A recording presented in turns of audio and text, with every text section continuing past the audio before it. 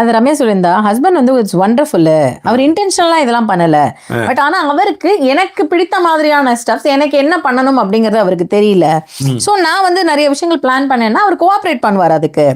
And does what I want for betterment of the மேரேஜுக்காக நான் என்ன சொன்னாலுமே ஹி கோஸ் த்ரூ இட் அப்படிங்கறத வந்து ரம்யா சொல்லியிருந்தாங்க. கவிதா சொல்லியிருந்தாங்க 2 டைப் ஆஃப் ஹஸ்பண்ட் இருக்காங்களாம், 2 டைப் ஆஃப் விமென்ஸ் இருக்காங்களாம். சாரி, ஒன்னு வந்து குட் ஹஸ்பண்ட் தான் லைக் ஜாக்கி.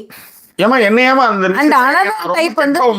ரொம்ப அப்படிலாம் ஒரு குறைந்தபட்ச நேர்மையானவன். நீங்க சொல்ற மாதிரிலாம் அப்படிலாம் கிடையாது. பயங்கர கோபம், பயங்கரமான இது அதெல்லாம் கொஞ்சம் ஒண்ணுன்னு வச்சுக்கோங்களேன்.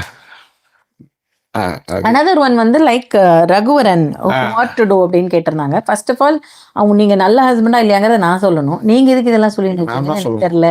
எனக்கு நிறைய கோவம் வருமானா, இப்படிமானா அப்படிமான்ட்டு அதுக்கு ஈக்குவலண்டா எனக்கும் வரையா ஒன்னும் 2 பேரையும் வந்து அந்த எங்க அப்பா சொல்றாரு ஏறு பூட்டினா 2 அப்படியே கரெக்டா போவீங்க அப்படின்ட்டு அந்த மாதிரியான ஆட்கள் தான். ஸோ மற்றவங்க வந்து ரகுவரன் மாதிரி இருக்கிற ஹஸ்பண்ட்ஸ் என்ன பண்றது அப்படின்னா அதற்கு நம்ம நிறைய பேசியிருக்கோம்.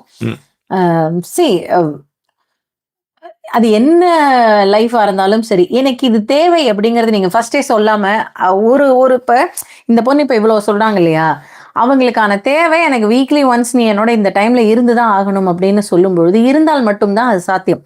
அப்படி அது நடக்கல அப்படின்றப்ப கண்டிப்பா 90% வந்து 50% மாறதுக்கான சான்சஸ் இருக்கு. ஃபர்ஸ்டே நீங்க சொல்லிட்டீங்கன்னா நீங்க வந்து போயிட்டு வா நான் பாத்துக்கிறேன் ஓகே அப்படி இதுல நிறைய இந்த இடத்துல நான் ஒண்ணு சொல்லணும். வண்டி ஓட்டி நீங்க வந்து வண்டி ஓட்டி உங்க பிள்ளைங்களை பிக்கப் பண்ற பெண்மணியா தான் நீங்க நல்லா கவனிச்சு பாருங்க. நிறைய விஷயத்துக்கு நீங்க தான் வண்டி ஓட்டிட்டு போயிட்டே வந்துட்டு இருப்பீங்க.